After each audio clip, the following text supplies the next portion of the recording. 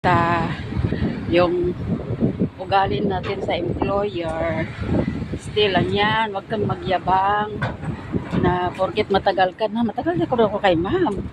Itong kontrata ko ngayon nasa ano na to, nasa 13 to 14 years. Kaya ay ang mangga, yan ang mangga guys. Tapos kaya magtagal ka sa kanila dahil honest ka. Uy mangga, mahulog ka sana. Pero doon sa kapatid ni ma'am, may mangga, dyan, mangunguha ako, may dami daw bunga. Tapos may papaya daw, tsaka puso ng saging. Tsaka papaya. Wow, nguha ako mamaya. So ayan, kaya sabi ni ma'am ganang umaga, pwede mo to yatid? Sabi ko, yes ma'am. What time you go? Sabi ko, bahala ka ma'am, ano oras? Sige, punta ka maaga. Tapos, anong klaseng flower yan? Tapos, kahit gabi ka na umuwi. May coconut ka, so iba kulay. Kahit gabi ka na umuwi.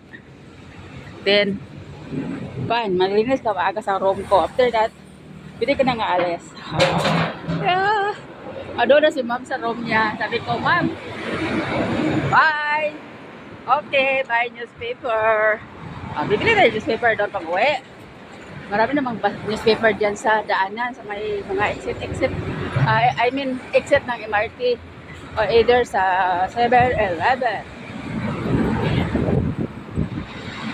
Ano to guys, tuna.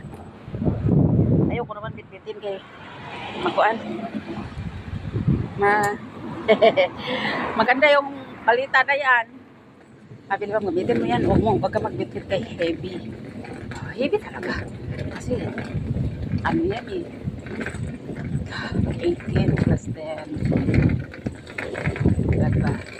30 something to na can. Maganda yan, dalhin ko yan mamaya. Dami malita diba? Ayan, ang MRT dyan ako, nilalakad ko lang. Ayan. Kaya maingay kami dito kasi malapit kami sa MRT.